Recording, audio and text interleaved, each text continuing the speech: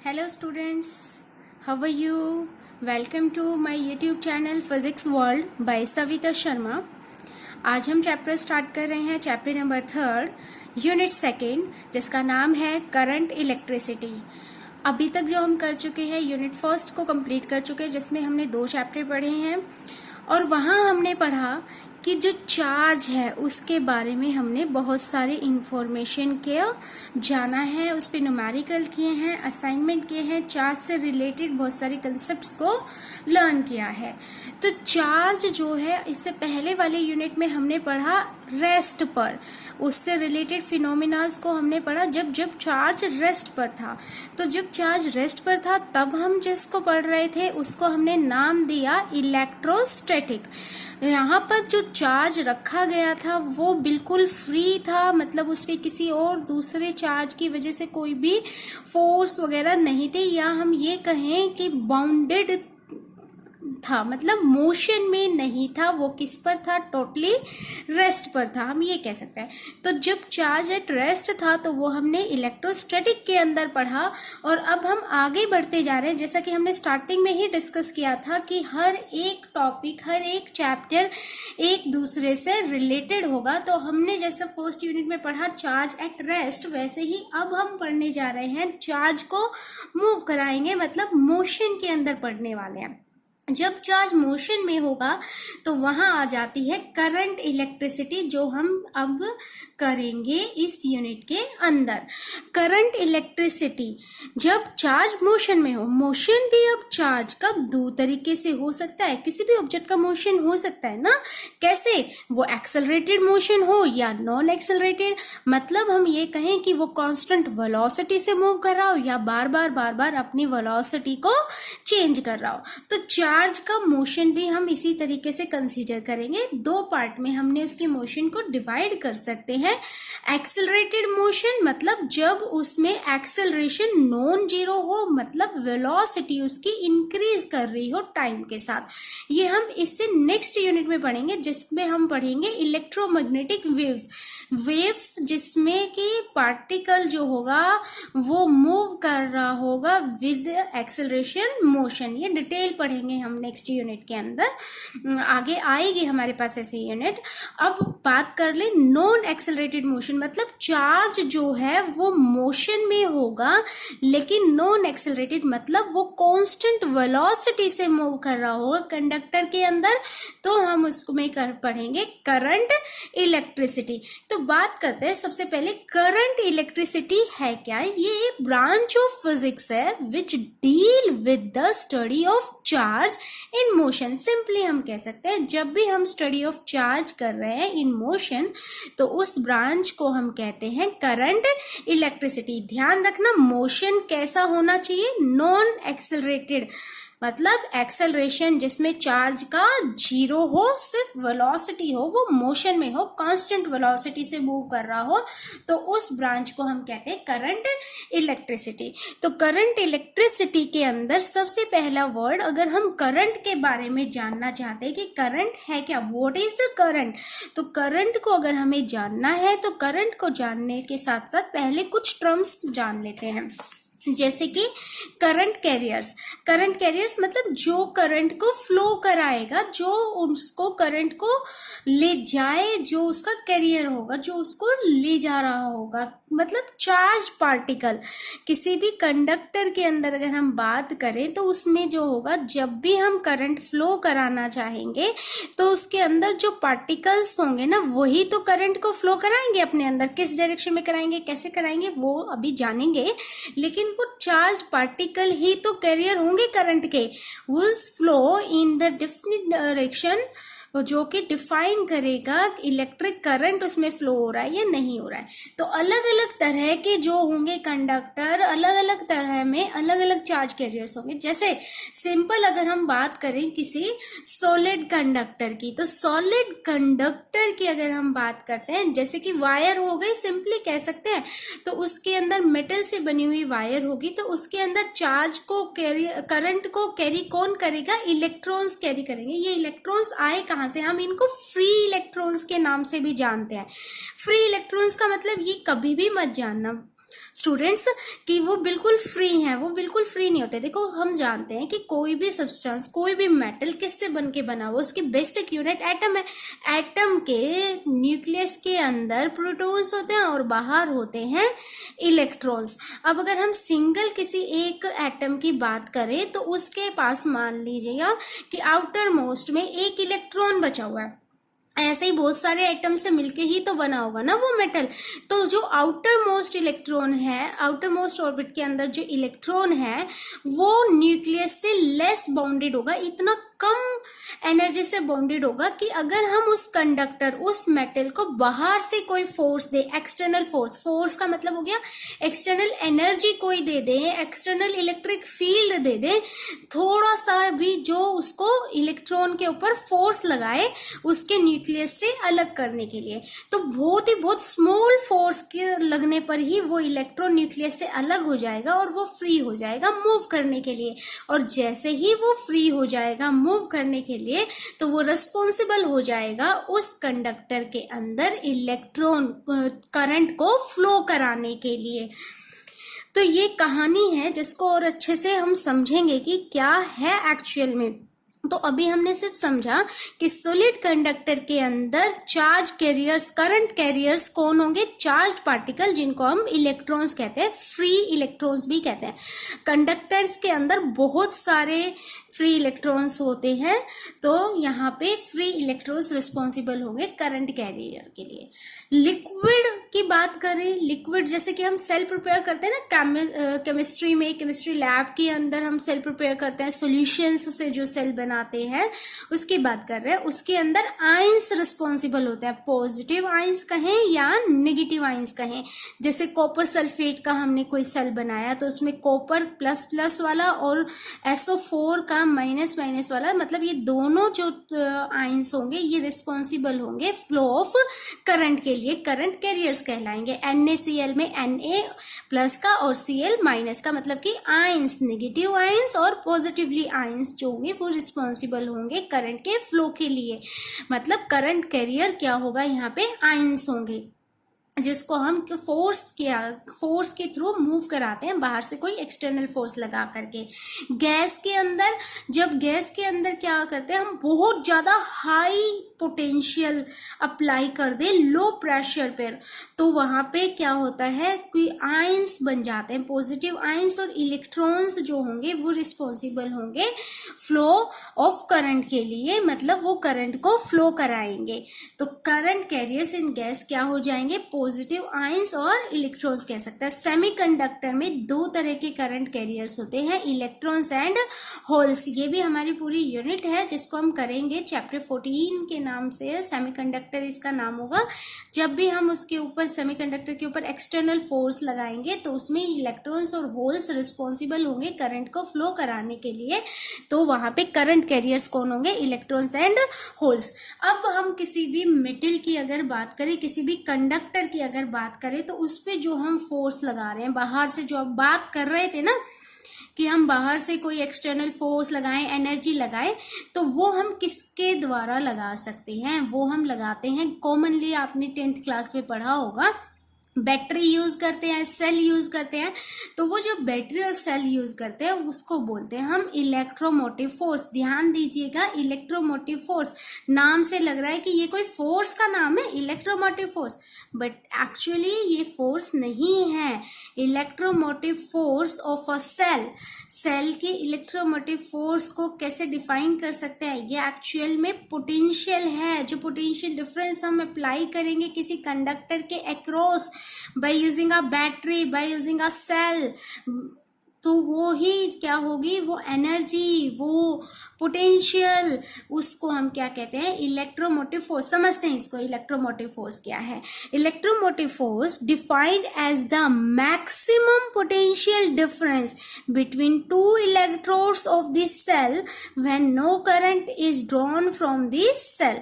जब सेल में से, मतलब कोई सेल मान लिया, इन दोनों के टर्मिनल, इस दोनों एंड के टर्मिनल के बीच में जो भी पोटेंशियल डिफरेंस होगा ना, उसी को हम क्या बोलेंगे, इलेक्ट्रोमोटिव फोर्स। ओपन रखा हुआ है, कोई करंट फ्लो नहीं कर रहा है। कैसे कह सकते हैं, अभी तक हम बैटरी को, सेल को यूज करते हैं ना, उसके दो टर्मिनल माने, एक को पॉजिटिव कह दिया और एक को नेगेटिव। पॉजिटिव का मतलब है वहां पे प्लस की कोई वैल्यू है, जैसे कि प्लस वी प्लस पोटेंशियल मान लिया। नेगेटिव प्लेट पर कैसी है, नेगेटिव पोटेंशियल है, मान लिया माइनस वी नेगेटिव पोटेंशियल दे दिया। माइनस साइन इसलिए दिया कि ये नेगेटिव में है, जैसे -2 मान लो एग्जाम्पल के लिए, और प्लस का साइन यहाँ पे प्लस वाले पे इसलिए दिया है कि यहाँ पे पोटेंशियल प्लस में है, मान लो 6 वोल्ट मान लेते हैं, और यहाँ पे -2 वोल्ट। तो net potential difference between the plate कितना हो जाएगा, वो हम कैसे निकाल सकते हैं, वही ईएमएफ कहलाएगा सेल का। This is equal to, E symbol हो गया इसका, equal to V plus minus का था ना, ये माइनस का, माइनस नेगेटिव टर्मिनल पे क्या पोटेंशियल था, माइनस वी माइनस। तो ये वाला माइनस माइनस तो क्या हो जाएगा, प्लस, मतलब V plus plus V minus कितना हो जाएगा, जरा सॉल्व करके देखते हैं। 6 potential at the positive plate minus negative plate पर पोटेंशियल कितना है, -2। तो नेट पोटेंशियल डिफरेंस दोनों प्लेट के बीच में कितना हो गया, 6 + 2 मतलब 8 वोल्ट। तो इस सेल की ईएमएफ कितनी होगी, 8 वोल्ट। कभी कभी डायरेक्ट लिखा रहता है 8 वोल्ट, कोई सेल दे दिया और इसका पोटेंशियल दे दिया 8 वोल्ट, तो हम इस पे ऐसे भी ले सकते हैं, इस टर्मिनल पे 0 पोटेंशियल है और इस टर्मिनल पे 8 वोल्ट का पोटेंशियल है, तो दोनों प्लेट्स के बीच में पोटेंशियल डिफरेंस कितना हो गया, 8 वोल्ट। तो यहाँ पे 8 volt EMF of the cell हो जाएगी। इसको हम और भी तरीके से पढ़ सकते हैं ईएमएफ को। ईएमएफ एक्चुअल में क्या है, सोर्स ऑफ एक्सटर्नल फोर्स है, किसी एक्सटर्नल फोर्स का सोर्स है, जो कि जब हम किसी सर्किट में लगा दें, किसी कंडक्टर के क्रॉस लगा दें अगर किसी सेल को, तो ये एक्सटर्नल फोर्स प्रोवाइड करेगी, जो करंट को कैरी करेगी, मूव कराएगी करंट को। मतलब कि ये वो फोर्स है, अगर हमने लगा दी तो ये उसके जो भी सब्सटेंस हम मान रहे हैं, जैसे कि सॉलिड कंडक्टर मान लिया, इसके पास बहुत सारे फ्री इलेक्ट्रॉन्स हैं, तो ये इलेक्ट्रॉन्स के ऊपर फोर्स लगाएगी कि वो कंडक्टर के अंदर मूव करे। ओके, तो वो इलेक्ट्रोमोटिव फोर्स कहलाएगी, एक्सटर्नल फोर्स बाहर से। तो इलेक्ट्रोमोटिव फोर्स को एक और तरीके से डिफाइन कर सकते हैं, वो क्या है, it supply energy or does work to move charge from higher potential to lower potential energy। कैसे, जैसे मान लीजिएगा ये कंडक्टर है और हमने इस पर यहाँ पर सेल लगा दिया, मतलब इलेक्ट्रोमोटिव फोर्स लगा दी, तो ये इलेक्ट्रोमोटिव फोर्स क्या करेगी, एनर्जी सप्लाई करेगी, एनर्जी सप्लाई करेगी या वर्क करेगी किसी चार्ज को, क्यू चार्ज को मूव कराने के लिए कंडक्टर के through from higher potential to lower potential. जो पॉजिटिव टर्मिनल है बैटरी का या सेल का, उसको हायर पोटेंशियल टर्मिनल कहते हैं, और जो नेगेटिव टर्मिनल है उसको लोअर पोटेंशियल टर्मिनल कहते हैं। तो इसको हम डिफाइन कर सकते हैं, समझ सकते हैं कि ये जो सेल है, सेल की जो ईएमएफ है वो सप्लाई करती है एनर्जी, जो एनर्जी काम करेगी चार्ज को मूव कराने के लिए सर्किट के अक्रॉस, हायर पोटेंशियल से लोअर पोटेंशियल तक ईएमएफ को डिफाइन कर सकते हैं। यहाँ पे बहुत सारी डेफिनेशन, जो आपको कंफर्टेबल लगे आप उसके अकॉर्डिंग यूज कर सकते हो, डिफाइन कर सकते हो, याद कर सकते हो। समझने के लिए आपको सारी बातें समझ में आनी चाहिए कि ईएमएफ को क्या क्या कह सकते हैं और कैसे कैसे डिफाइन कर सकते हैं। तो एक और तरीके से डिफाइन कर सकते हैं, as the energy supplied by the cell to drive a unit positive charge once around the complete circuit. यही जो अभी हमने डेफिनेशन पढ़ी, इसका और ऊपर वाली डेफिनेशन का मतलब सेम है कि ये एनर्जी सप्लाई करती है सेल से, जो कि किसी पॉजिटिव चार्ज को, यूनिट पॉजिटिव चार्ज को पूरे कंप्लीट सर्किट में मूव कराएगी। मतलब ईएमएफ को, ई को, इसका सिंबल हो गया, इसको हम एक तरीके से और डिफाइन कर सकते हैं, इलेक्ट्रिक फील्ड, और ये वो डिस्टेंस, वो डिस्टेंस जिस पे मूव करा रहे हैं उसका integration E dot D L. E क्या है यहाँ पर, वो इलेक्ट्रिक फील्ड जो कि अप्लाइड किया है, जो इस सेल की वजह से कंडक्टर के ऊपर आएगा, या कह सकते हैं फोर्स पर यूनिट चार्ज जो लगेगा। तो ईएमएफ को हम इस तरीके से भी डिफाइन कर सकते हैं। ईएमएफ की एसआई यूनिट की अगर हम बात करें तो यूनिट होगी इसकी वोल्ट या जूल पर कूलम भी कह सकते हैं। अब ये ईएमएफ किन किन बातों पर डिपेंड करता है, ये ईएमएफ डिपेंड करता है नेचर ऑफ इलेक्ट्रोड्स, जो सेल हम बना रहे हैं उसकी इलेक्ट्रोड्स की कैसी नेचर है, टेम्परेचर कैसा है जब हम सेल को यूज कर रहे हैं, और अगर हम लिक्विड सेल की बात कर रहे हैं तो उसके अंदर जो सोल्यूशन डला हुआ है उसकी कंसंट्रेशन जो है वो कैसी यूज की गई है सेल में। जैसी कंसंट्रेशन होगी, चेंज होगी, तो इलेक्ट्रोमोटिव फोर्स भी सेल का चेंज हो जाएगा। मतलब वो कितने चार्ज को फ्लो करा रहा होगा, कितना फोर्स लगा रहा होगा, कितनी एनर्जी सप्लाई कर रहा होगा सर्किट में, वो भी चेंज हो जाएगी। टेम्परेचर अगर चेंज हुआ तो भी चेंज होगी electromotive force. Nature of electrodes अगर हम कोई और नेचर का यूज करेंगे तब भी इलेक्ट्रोमोटिव फोर्स सेल की चेंज हो जाएगी। तो ये तो थोड़ा सा था इलेक्ट्रोमोटिव फोर्स और चार्ज कैरियर के बारे में। अब हम वापस से चलते हैं अपने टॉपिक इलेक्ट्रिक करंट पर। तो स्टार्ट कर लेते हैं करंट। करंट क्या चीज है, कैसे है, इसको समझते हैं। देखिएगा, बेस बनाते हैं। पहले क्या कर रहे हैं कि हमने लास्ट चैप्टर में पढ़ा था redistribution of charge. Redistribution of charge में हमने क्या पढ़ा था कि हमने दो स्फीयर ले लिए थे, चार्ज्ड स्फीयर थे, दोनों पर मान लिया था प्लस प्लस का चार्ज रखे हुए थे, है ना, और ये पॉजिटिवली चार्ज थे दोनों स्फीयर। इस पे पोटेंशियल V1 मान लिया था, इस पे पोटेंशियल V2 मान लिया था, और इनको हमने कनेक्ट कर दिया था किसी कंडक्टिंग वायर के थ्रू। तो हमने यहाँ देखा था कि चार्ज क्या हो गए थे, चार्ज फ्लो करना स्टार्ट कर दिया था। चार्ज जो है वो एक स्फीयर से दूसरे स्फीयर पे फ्लो होने लग गए थे, और ये चार्ज जब तक फ्लो हो रहे थे जब तक दोनों का पोटेंशियल सेम नहीं हो जाता, V1 और V2 सेम नहीं हो जाता, जिसको हमने रीडिस्ट्रीब्यूशन ऑफ चार्ज कहा था।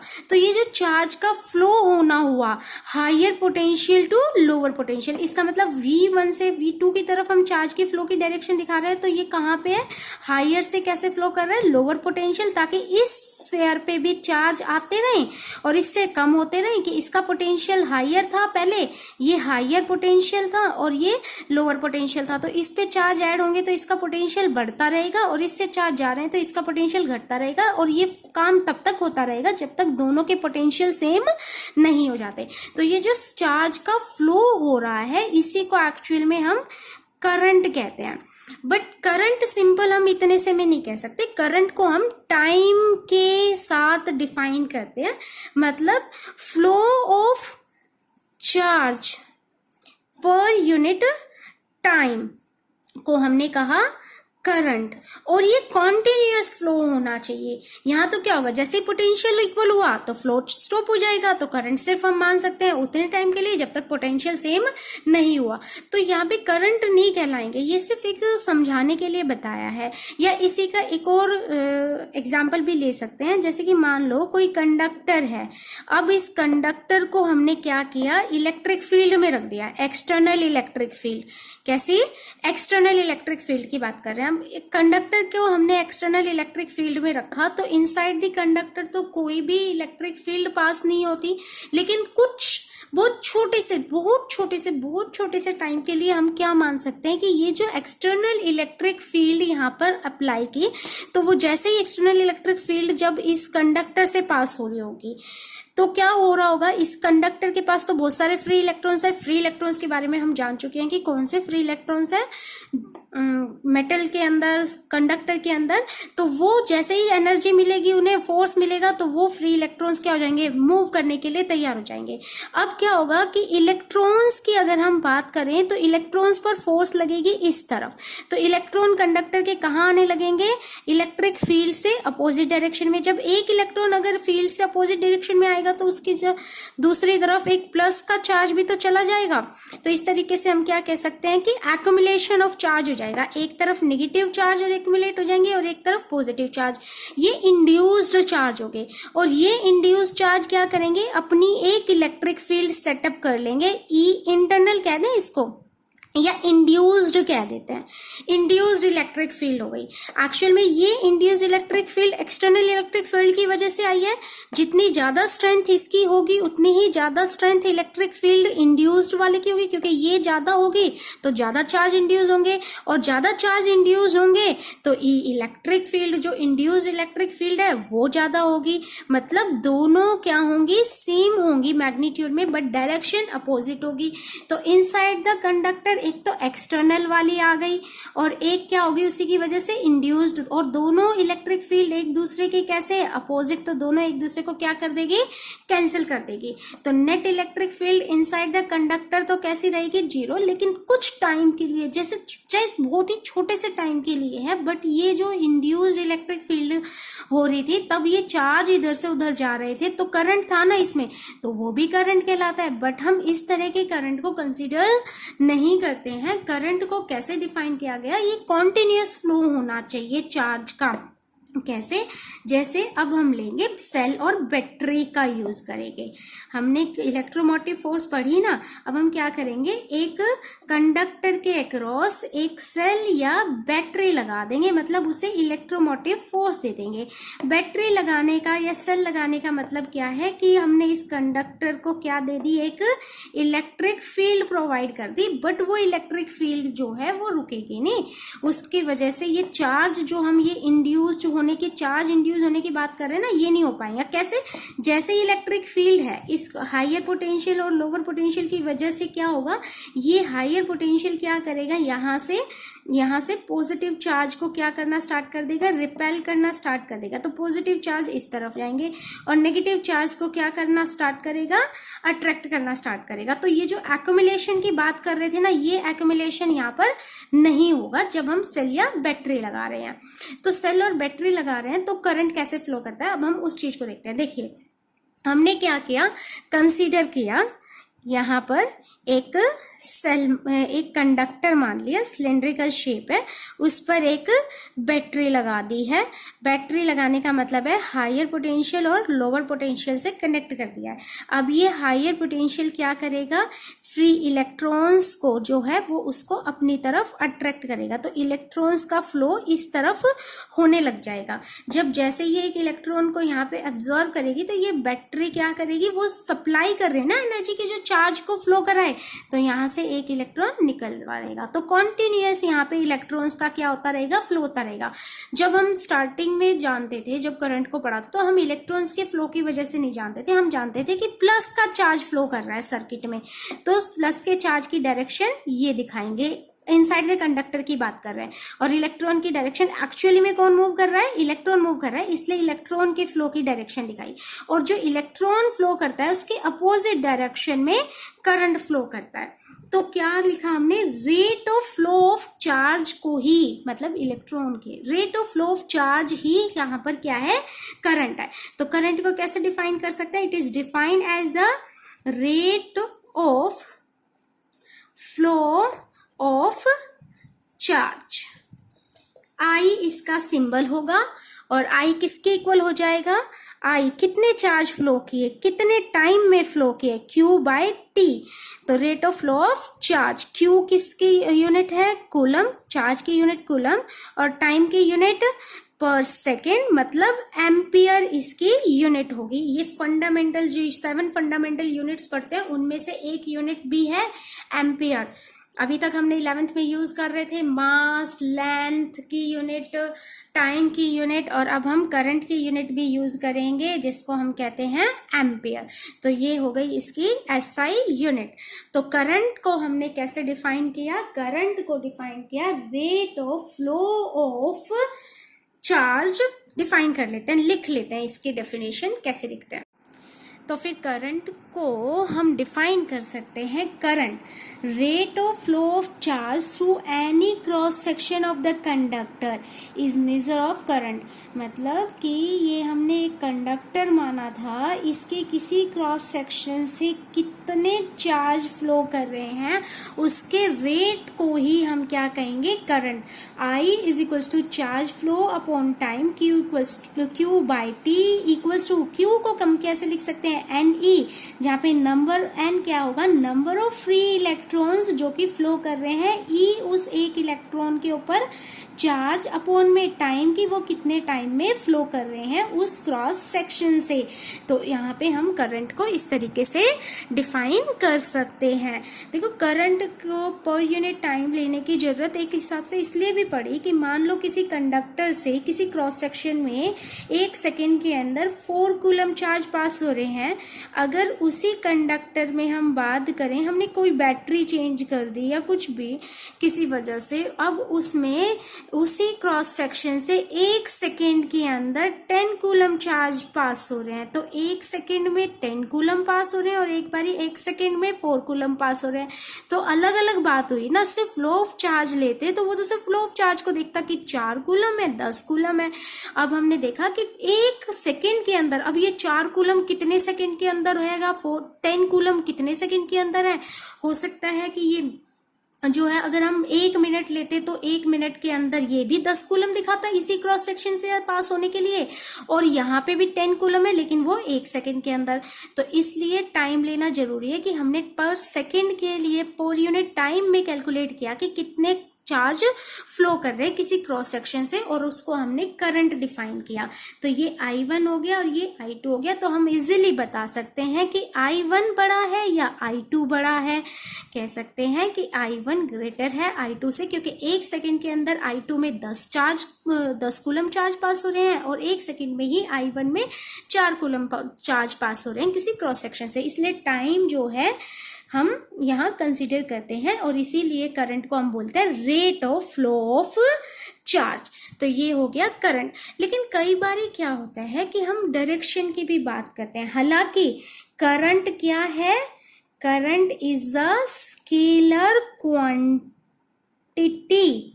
स्केलर क्वांटिटी है। याद रखना करंट कैसी क्वांटिटी है, स्केलर क्वांटिटी है। इसका रीजन ये है कि हम डायरेक्शन तो लेते हैं करंट की, कि हम कहते हैं कि करंट की डायरेक्शन होती है higher potential to lower potential, या जो फ्लो ऑफ इलेक्ट्रॉन्स हो गई वो करंट की डायरेक्शन होनी चाहिए। अभी बात करते हैं कि करंट की डायरेक्शन एक्चुअल में क्या लेते हैं, फ्लो ऑफ करंट की direction flow of positive charge लेते हैं या flow of negative charge electron जिसकी वजह से करंट है, अभी उसको कंसिडर करते हैं। पहले हम मान लेते हैं ये स्केलर क्वांटिटी क्यों है, जबकि हम डायरेक्शन भी कंसिडर कर रहे हैं। इसके पास डायरेक्शन भी है और मैग्नीट्यूड भी है, और अगर ऐसा है तो ये कैसी क्वांटिटी होनी चाहिए, वेक्टर क्वांटिटी होनी चाहिए। फिर हम इसको स्केलर क्यों ले रहे हैं, स्केलर इसलिए ले रहे हैं क्योंकि ये वेक्टर एडिशन लॉ को फॉलो नहीं करती है, वेक्टर एडिशन लॉ ओबे नहीं करती है। It current I does not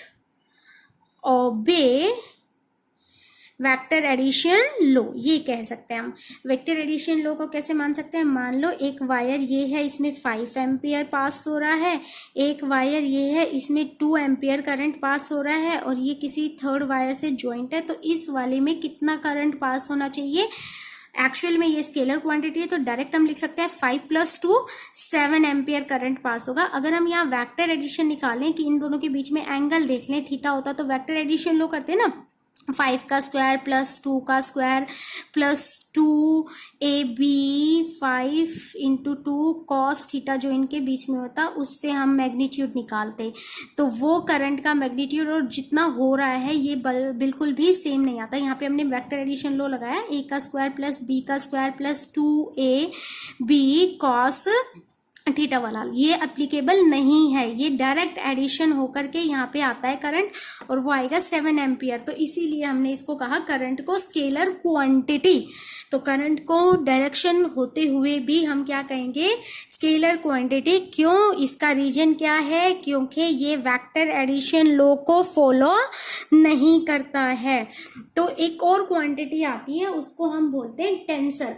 वो हालांकि आप लोगों के सिलेबस में नहीं है, तो अगर कभी करंट टेंसर और स्केलर पूछ रखा हो तो आप किसको कहोगे कि ये कैसी क्वांटिटी है, टेंसर क्वांटिटी है। लेकिन आपसे सिंपल स्केलर और वेक्टर पूछ रखा है तो आप कहोगे कि ये करंट जो है वो एक स्केलर क्वांटिटी है। तो टेंशन के बारे में ज़्यादा टेंशन लेने की ज़रूरत नहीं है, इसको छोड़िए, आप स्केलर क्वांटिटी है ये याद रखिएगा। तो अब करंट की डायरेक्शन की बात कर रहे हैं, डायरेक्शन की बात ले लेते हैं। डायरेक्शन की कह रहे थे ना कि क्या डायरेक्शन लें, कि क्या होनी चाहिए। सर डायरेक्शन में क्या होता है, दो तरह के करंट की डायरेक्शन हम कंसीडर करके चलते हैं, कन्वेंशनल डायरेक्शन और इलेक्ट्रॉनिक डायरेक्शन।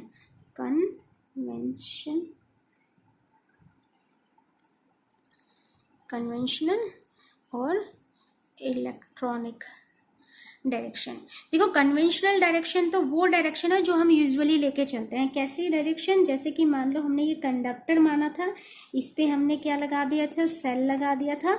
हायर पोटेंशियल से लोअर पोटेंशियल, पॉजिटिव से नेगेटिव प्लेट की तरफ हमने करंट की डायरेक्शन मान ली थी, और इलेक्ट्रॉन का फ्लो माना था लोअर पोटेंशियल से हायर पोटेंशियल की तरफ, और करंट की डायरेक्शन मानी थी higher potential to lower potential. ये हम जनरली यूज करते हैं, और यही करंट की डायरेक्शन मानी जाती है, जिसको हम कन्वेंशनल डायरेक्शन कहते हैं। कन्वेंशनल मतलब स्टार्टिंग से चली आ रही है। पहले क्या हुआ था, एक बार मैंने पहले इसी टॉपिक में कहा था कि पहले जब स्टार्टिंग में करंट को डिफाइन नहीं किया गया था तो ये माना गया था कि करंट की डायरेक्शन किसकी वजह से, due to the flow of positive charge, और पॉजिटिव चार्ज फ्लो कर रहे हैं तो वो कैसे कर रहे हैं, हायर पोटेंशियल से लोअर पोटेंशियल। तो वही डायरेक्शन करंट की कंसिडर की जाती है, उसी को हम क्या बोलते हैं, कन्वेंशनल जो चलती आ रही है, कन्वेंशनल डायरेक्शन, हायर पोटेंशियल से लोअर पोटेंशियल। बट अब हमें जब पढ़ा हमने तो हमने जाना कि एक्चुअल में करंट किसकी वजह से फ्लो होता है, due to the flow of electron, और जो कि अप्लाइड पोटेंशियल से अपोजिट डायरेक्शन में, इलेक्ट्रिक फील्ड से अपोजिट डायरेक्शन में फ्लो कर रहे होंगे ये इलेक्ट्रॉन, उसकी वजह से होता है। मतलब जो करंट हम पहले से मानते आ रहे हैं, कन्वेंशनली मानते आ रहे हैं, इलेक्ट्रॉन का फ्लो तो एक्चुअल में उससे अपोजिट है, तो करंट तो वह उसी के फ्लो की वजह से हुआ, तो उस वही डायरेक्शन होनी चाहिए। अब वो पहले से लेते आ रहे हैं करंट की डायरेक्शन वो हायर पोटेंशियल से लोअर पोटेंशियल, तो उसको तो हमने नाम दे दिया कन्वेंशनल, और जो इलेक्ट्रॉन के फ्लो की डायरेक्शन है उसको नाम दे दिया इलेक्ट्रॉनिक डायरेक्शन। तो इलेक्ट्रॉन की फ्लो की वजह से जो डायरेक्शन होगी वो इलेक्ट्रॉनिक डायरेक्शन, जो सिर्फ हम समझने और कहने के लिए याद रखेंगे। लेकिन कन्वेंशनल जो डायरेक्शन है हम इसी को कंसीडर करके चलते हैं, और इसी से हम अपने क्वेश्चंस को, न्यूमेरिकल्स को, या कभी भी करंट के लिए डायरेक्शन के लिए इंडिकेट कर रखा हो तो वो हम कौन सी डायरेक्शन लेके चलते हैं, कन्वेंशनल, जो हायर पोटेंशियल से लोअर पोटेंशियल की होगी, हायर पोटेंशियल से लोअर पोटेंशियल के लिए होगी। तो फिर हमेशा करंट की जो डायरेक्शन हम लेंगे ऑलवेज, वो कौन से वाली लेंगे, ये वाली लेंगे ऑलवेज। कन्वेंशनल डायरेक्शन को हम हमेशा कंसीडर करेंगे। जब ये देखा गया कि कुछ टाइम कभी कभी जो होता है करंट वो कांस्टेंट नहीं होता है टाइम के साथ, तो उस टाइम पे हम क्या करेंगे, जब कांस्टेंट ना हो तो इसको हम कर सकते हैं कैसे, एक और कंडीशन ले लेते हैं। Sometime the flow of charge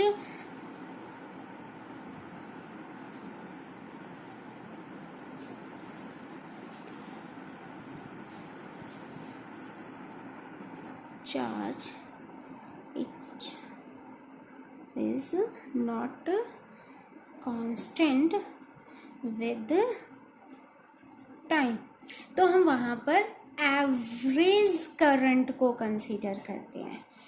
average current को कैसे डिफाइन किया गया, I average is the change in charge, flow of charge with in the time, delta Q by delta T. Delta Q को क्या कह सकते हैं, Q2 माइनस Q1, किस टाइम में, T2 माइनस T1। मतलब लेट कर लेते हैं कि T1 टाइम पर चार्ज फ्लो हो रहे थे Q1, T2 टाइम हुआ तो चार्ज फ्लो हो रहा था Q2। तो इस T1 से T2 के बीच में अगर हम करंट निकालना चाहें, मतलब कि एवरेज करंट अगर हम निकालना चाहें, तो वो एवरेज करंट हो जाएगा Q2 minus Q1 final minus initial upon में T2 माइनस T1।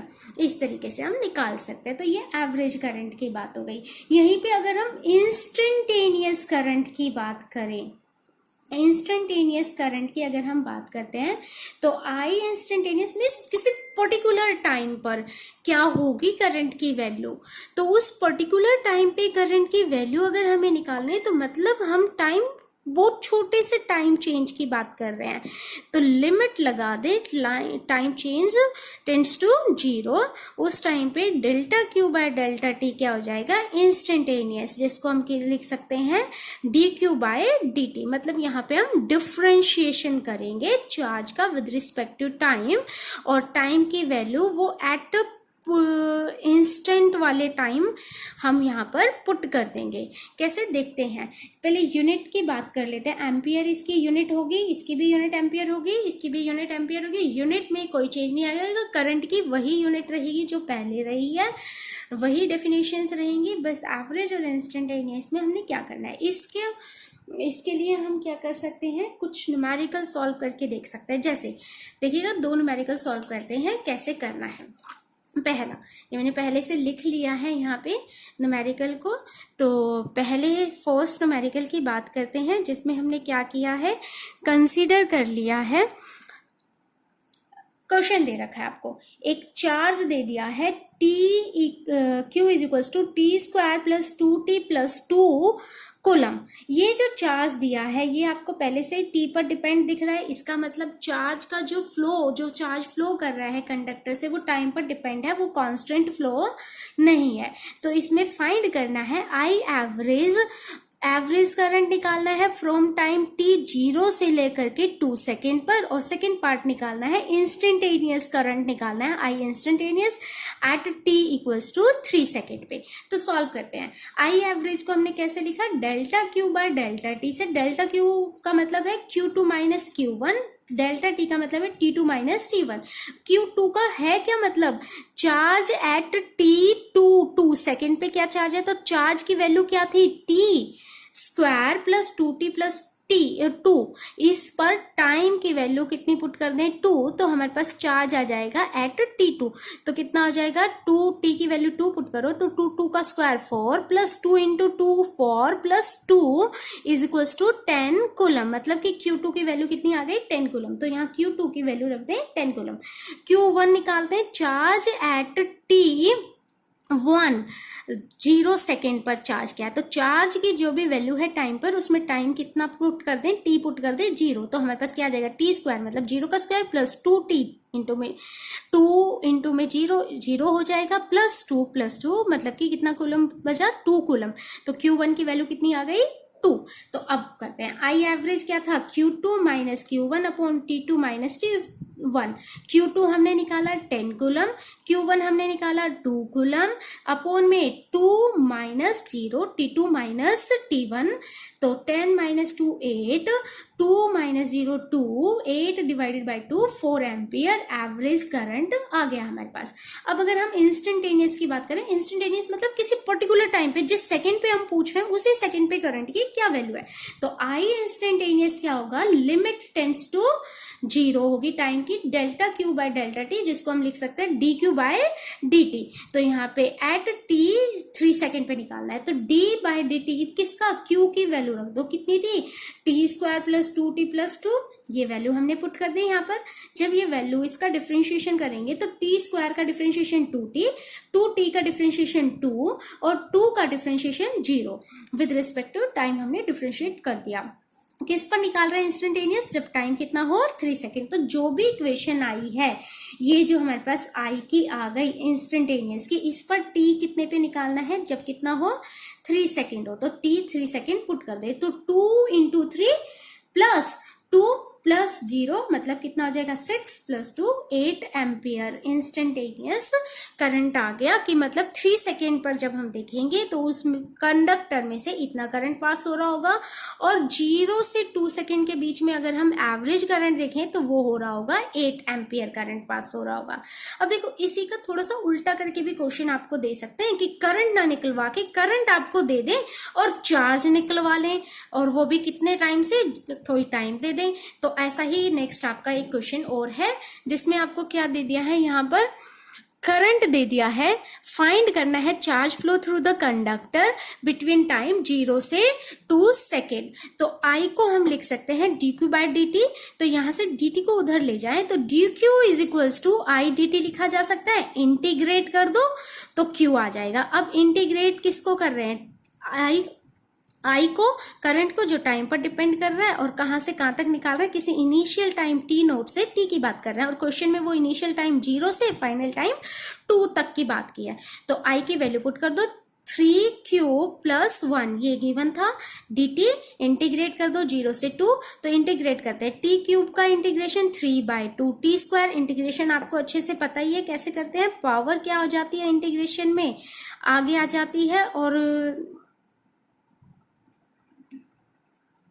तो इंटीग्रेशन कैसे करते हैं, थोड़ा सा यहाँ पे ध्यान दें, t की पावर 3 है तो t की पावर 3 प्लस 1 हो जाएगी, ये आगे नहीं आएगा, सॉरी गलती से बोल दिया, t की पावर 3 प्लस 1, और इसको इधर कर लेते हैं, t का क्यूब प्लस 1 है तो इसका अगर हम इंटीग्रेशन करें विद रिस्पेक्ट टू टाइम तो कितना हो जाएगा, t की पावर 3 की जगह 3 प्लस 1 अपोन में वही चीज नीचे आ जाएगी, प्लस 1 का integration with respect to t करें तो वो t आ जाएगा।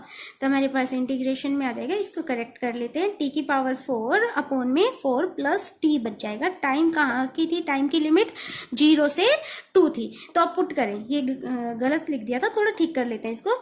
t की पावर 4 है मतलब 2 की पावर 4 है, और यहाँ पे 1/4 है, तो यहाँ पे ये आ गया प्लस 2। अब इसको सही करेंगे, सॉल्व करेंगे तो 2 स्क्वायर और 2 की पावर 4 है, यहाँ से कट जाएगा, यहाँ बच जाएगा 4 बच जाएगा, और प्लस 2, तो 4 प्लस 2 6 कूलम चार्ज आ जाएगा। तो इंटीग्रेशन यूज करके हमने चार्ज निकाल लिया। कई बार यहाँ पे नंबर ऑफ चार्ज भी पूछ लेता है, तो नंबर ऑफ चार्ज अगर आपसे पूछा था तो q is equals to N E हम लिख सकते हैं, तो वहां से q हमारे पास आ गया तो n निकाल लेंगे q बाय e करके। जैसे कि आपके लिए 2 क्वेश्चन मैं यहाँ पर दे रही हूँ, देखिएगा कैसे है, ये निकाल लिया हमने, चार्ज की वैल्यू निकाल ली, अगर नंबर ऑफ चार्ज पूछा था तो वो भी हम निकाल सकते थे। तो अब यहाँ पे 2 क्वेश्चन और हैं आपके लिए, क्यू दे दिया है आपको, ये इक्वेशन दे दी है, इसमें आई एवरेज फाइंड करना है और आई इंस्टेंटेनियस बिटवीन दिस टाइम और इंस्टेंटेनियस 3 सेकेंड पर। एक क्वेश्चन और है जिसमें करंट दे दिया है और आपसे चार्ज पूछा गया है 0 से 3 सेकेंड में, और नंबर ऑफ इलेक्ट्रॉन्स भी पूछ लिए हैं, इस दिस टाइम कितने फ्लो करेंगे, तो उसमें हम Q equals to N E का फॉर्मूला लगा देंगे। इस तरीके से सभी स्टूडेंट आप क्वेश्चंस की प्रैक्टिस कीजिएगा, सॉल्व करें और कंसेप्ट को बनाए रखें, अपने नोट्स बनाते रहें जरूर। नेक्स्ट वीडियो में मिलते हैं, ड्रिफ्ट वेलोसिटी पढ़ेंगे, बहुत इंपॉर्टेंट टॉपिक है, करंट डेंसिटी पढ़ेंगे, ओम्स लॉ पढ़ेंगे। इस तरीके से चैप्टर में आगे आगे बढ़ते रहेंगे। चैप्टर बहुत अच्छा है, इंटरेस्टिंग है, थोड़ा सा लेंथी जरूर है लेकिन बहुत ज़्यादा सिंपल है। नोट्स अपने प्रिपेयर करते रहे। जब तक के लिए नेक्स्ट वीडियो के लिए थैंक यू, ओके बाय।